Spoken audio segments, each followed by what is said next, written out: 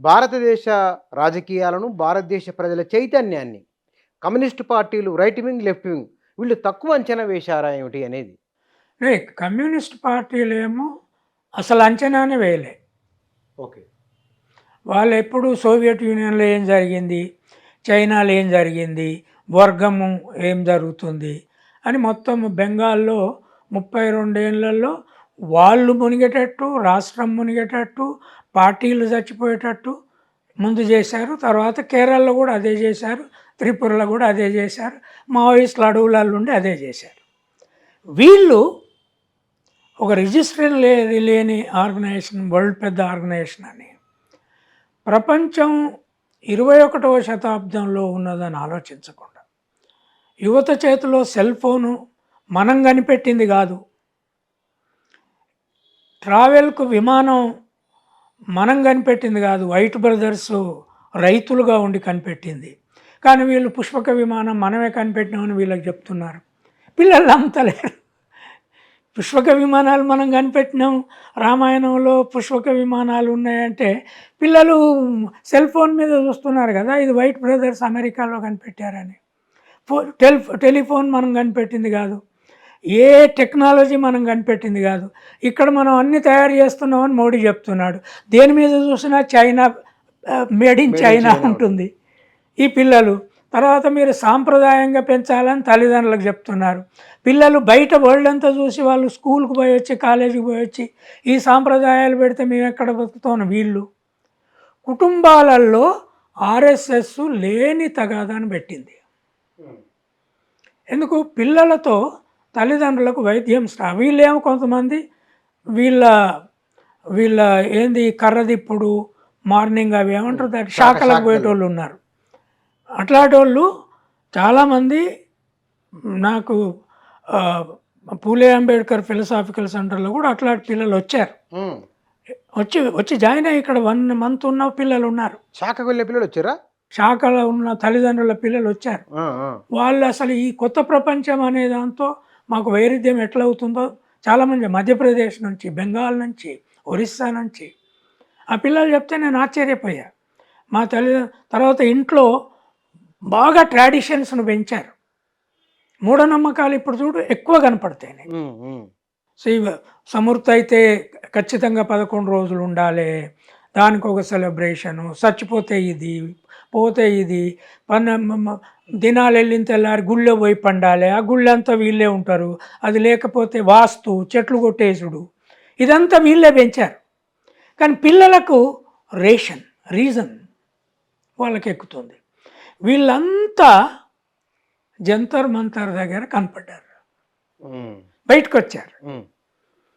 జంతర్ మంతర్ అభిజిత్ అంబేద్కర్ కూడా మాస్ను హ్యాండిల్ చేయలేని విధానం. తను ఉద్యమం ఎదుగుతున్న కొద్దీ షెడ్యూల్ కాస్ట్ ఫెడరేషన్ పెట్టాడు. ఇతరులకు పోయే అవకాశం లేదు.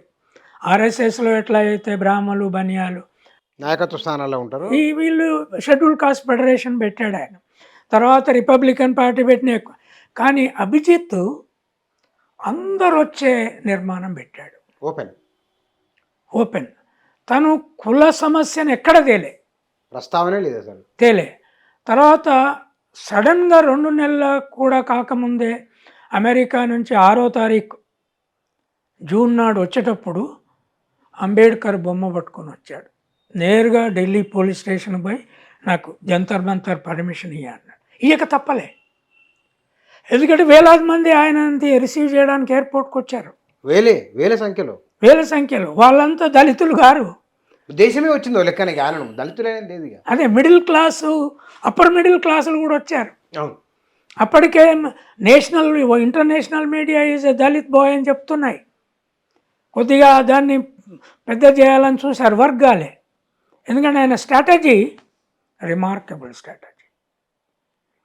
అంటే నాకు ఎట్లా కనపడదు అంటే ఆ పిల్లగాడు ఒక గాలి పీల్చుకోలేని వాతావరణంలో, అంటే జీసస్ క్రైస్ట్ పుట్టినప్పుడు రోమన్ చక్రవర్తుల పాలనలో ప్రజలకు గాలి పీల్చుకోలేని స్థితి ఉన్నప్పుడు 37 ఏట ఆయన బయటకు వచ్చాడు.